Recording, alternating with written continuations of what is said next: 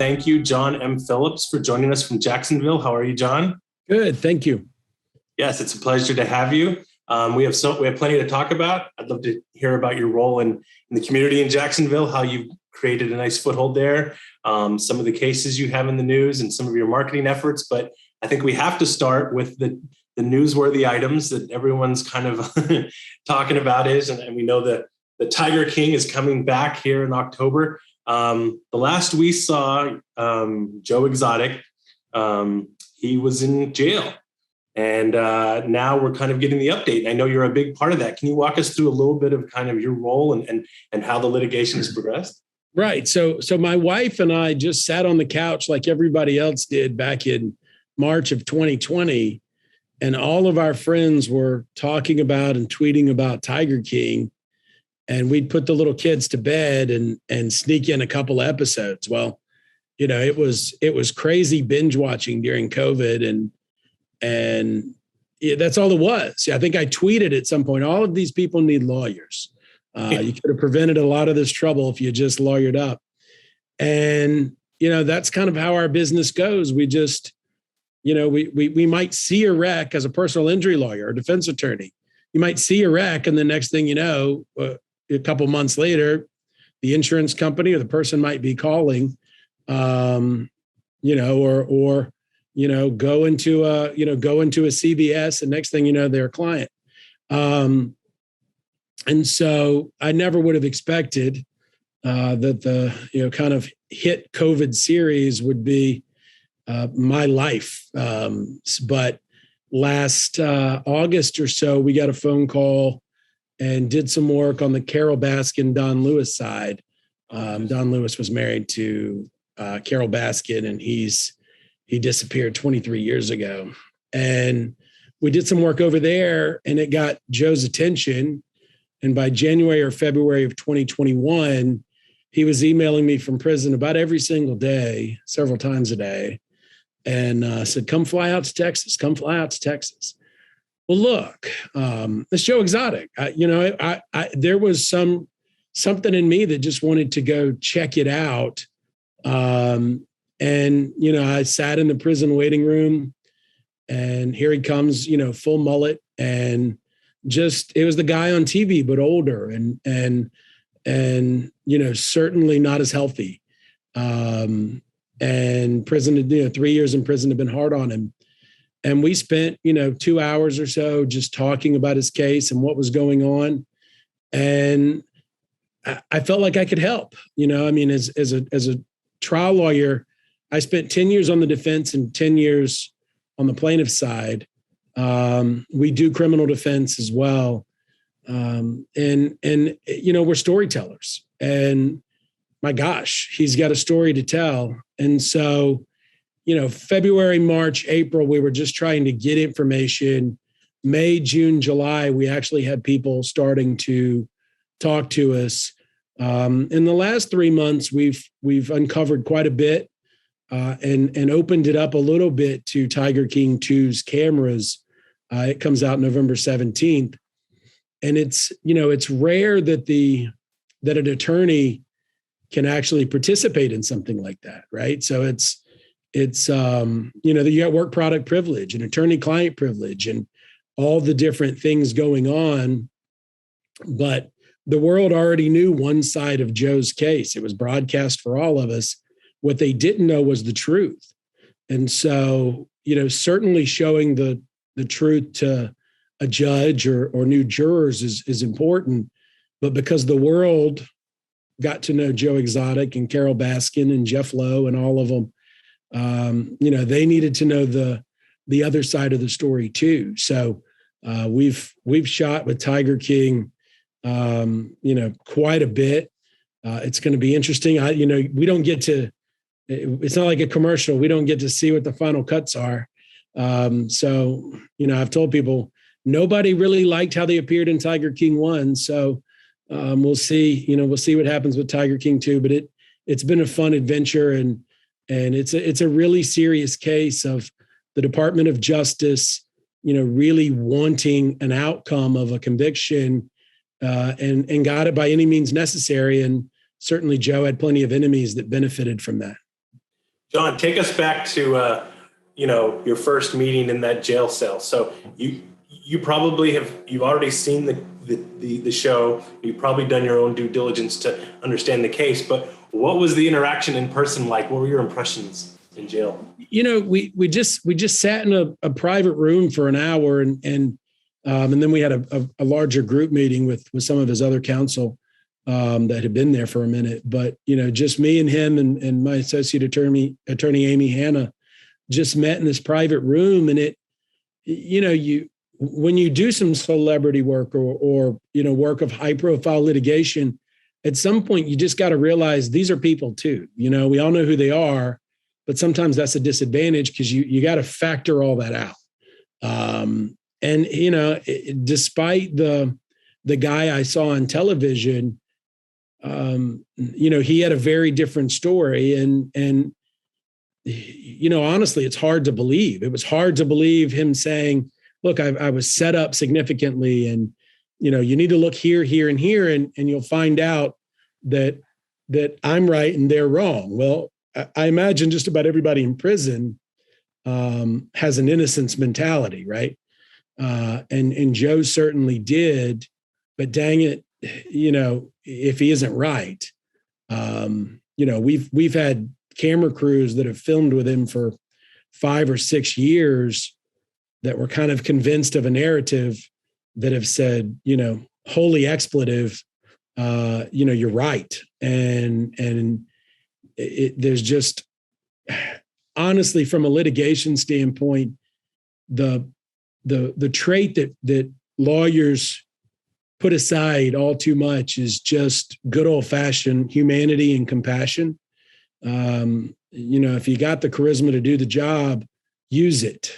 And, we've had everybody from the hitman to, Jeff Lowe to John Rinke in our office, just doing depositions without opposing counsel. We don't have to right now. And so we've had these sworn statements come in, and I think it's going to shock the Tiger King world, the people that think they know the story from the TV show. And so what about the filings and the court rulings? So for laymen and for attorneys, just kind of what has happened up till now?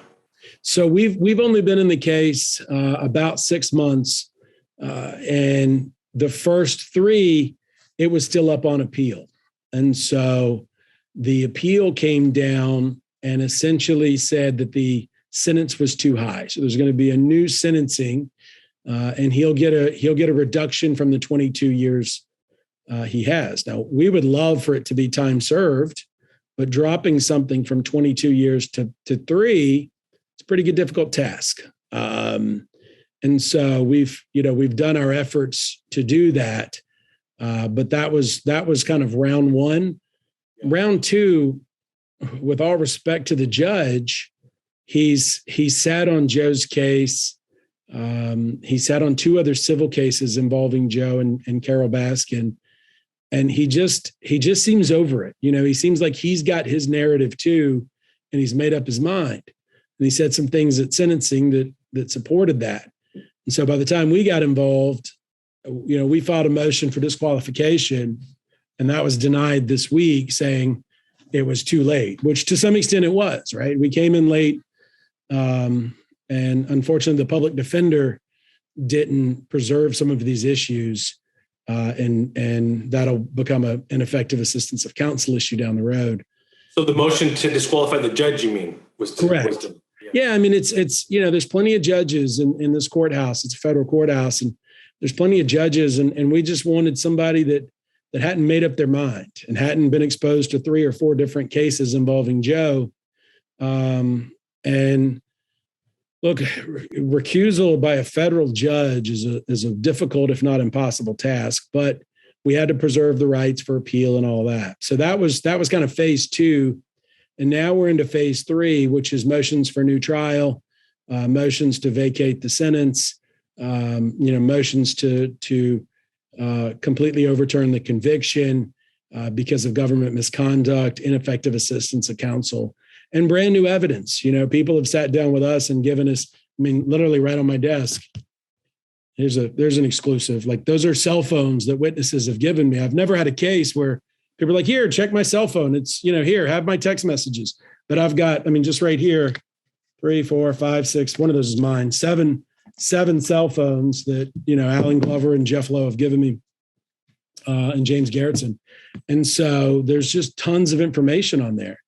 So John, these witnesses give their cell phones to help you kind of, I don't know, get to the truth, get to the bottom of it. Yeah, they've all, they've all gone back and looked through a different microscope about what happened here. And at some point, they have been prosecuted since then too, not like Joe was, but certainly Jeff Lowe has lost the park that he had that he basically took from Joe. James Garrettson's been picked on, Alan Glover's been arrested. And so, they didn't get this all you can eat deal of immunity that they thought, and they've looked back on things and realized that the cart was before the horse. This is one where the federal government was involved before the murder for hire took place, and they were helping to coach the murder for hire. Normally what would happen in a criminal case is, I did something or my client did something, and then they're coming back to look and ask questions. Hey, when that happened, blah, blah, blah, blah, blah.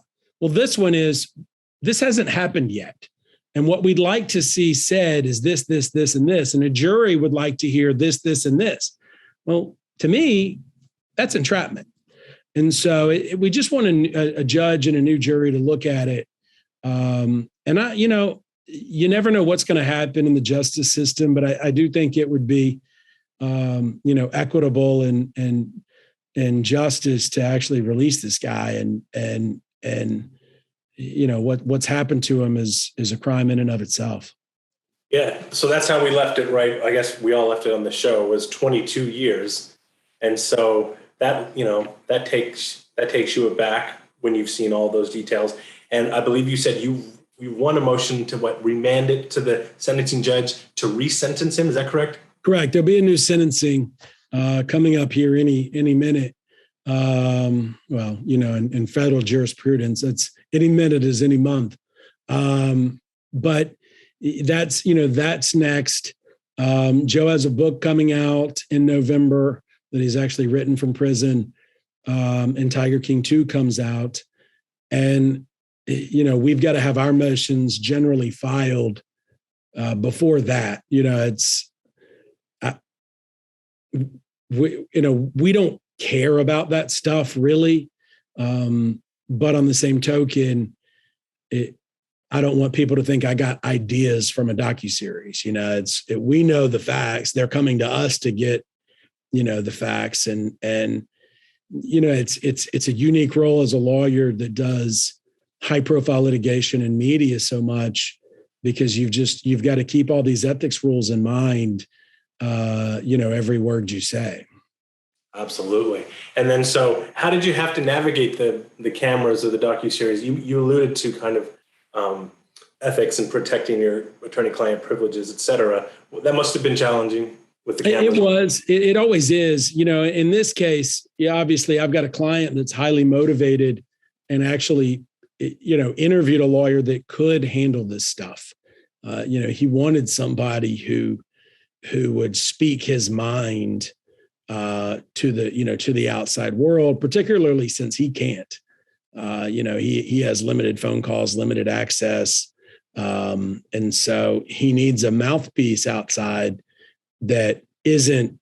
Some of the prior team kind of ran amok with wrapping of airplanes and kind of some of the craziness when Joe thought he was going to get a pardon. But I'm pretty prudent in what I say and what I do. And I've done this for 20 years. And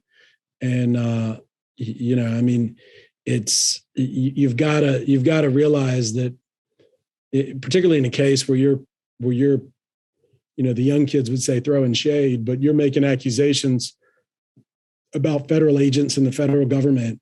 And ultimately some of the allegations of this case involved arson and involved, murder for hire.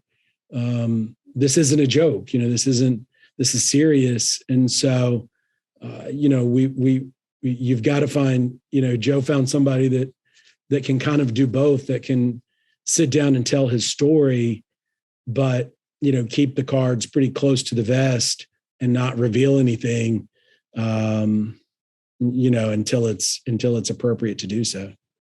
Yeah. Lastly, about the case then. So you were talking about having some cynicism, right? You have to be skeptic when there's someone behind bars. Like you said, they have this innocence mentality. What do you say to the people out there who probably a lot of viewers of the show have their mind made up one way or the other too?